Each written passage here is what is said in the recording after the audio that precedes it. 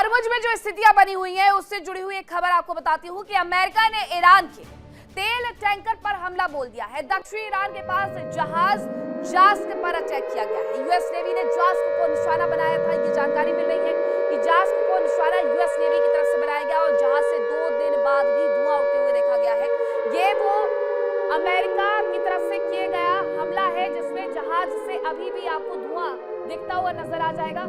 2 दिन से इस ईरानी जहाज में आग लगी हुई है क्योंकि अमेरिका की तरफ से हमला किया गया। अमेरिका ये कह रहा है कि हॉर्मुज में पाबंदी है, नाकेबंदी है तो है, यहाँ से कोई भी नहीं गुजरेगा। और ईरान जब जब यहाँ से प्रयास कर रहा है तब तब उसे इस बड़े हमले का सामना करना पड़ रहा है।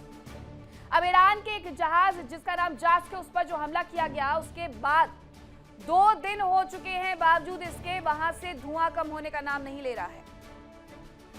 अमेरिका ने सिर्फ ये जहाज नहीं सुलगाया है बल्कि ईरान की अर्थव्यवस्था को भी आग लगा दी है। इसी के साथ ईरान की अर्थव्यवस्था पूरे तरीके से चरमराई हुई नजर आती है क्योंकि दक्षिणी ईरान के पास से जो भी जहाज गुजरने का प्रयास कर रहे हैं उस पर यूएस नेवी इसी तरीके से हमले करते जा रही है और इन हमलों की वजह से अच्छा खासा नुकसान ईरान की अर्थव्यवस्था में हो रहा है। इसी बीच जानकारी ये मिल रही है कि ईरान की सड़कों पर हजारों लोग उतर आए हैं। ईरान सरकार और सेना के समर्थन में प्रदर्शन किया जा रहा है। ईरान के उत्तरी शहर सारी में लोगों का प्रदर्शन देखने को मिल रहा है और प्रदर्शन के माध्यम से यूएस और इजराइल को चेतावनी दी जा रही है। अब जरा तस्वीरें देख लीजिए। ये तस्वीरें सामने आई हैं। ईरान में एक जगह जिसका नाम सारी बताया जा रहा है, वहां पर प्रदर्शन की तस्वीरें नजर आ रही हैं। जहां तक कैमरे का मूवमेंट नजर आता है वहां तक सिर्फ और सिर्फ लोग नजर आते हैं। ये यूएस और इजराइल को चेतावनी दे रहे हैं अपनी सरकार और सेना के साथ खड़े होकर। ईरान की सड़कों पर यह हुजूम बार बार देखने को मिलता है।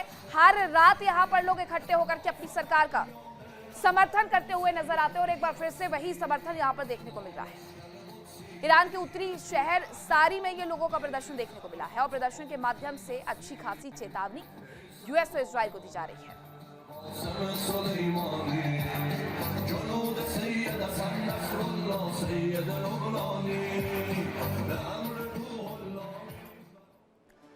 तो ये 2 खबरें हैं कि किस तरीके से भले ही कहने के लिए, हालांकि अब ये कहा जा रहा है डोनाल्ड ट्रंप की तरफ से कि ये वेंटिलेटर पर है युद्ध विराम, ये सपोर्ट सिस्टम कभी भी वो हटा सकते हैं। तो ये कहने वाला जो युद्ध विराम लगा हुआ है उन सब के बीच में यूएस नेवी ईरान की अर्थव्यवस्था को डिगाते हुए नजर आ रही है। बीच मझधार में इस तरीके से हमले किए जा रहे हैं कि या तो ये जहाज वापस लौट जाए और अगर नहीं लौटते हैं तो ये यहीं डूब जाए और इस तरीके से उनके व्यापार को अच्छा खासा नुकसान वो पहुंचा दे। लेकिन ईरान के लोग अभी भी अपनी सरकार के साथ, सेना के साथ मजबूती से खड़े हुए नजर आते हैं।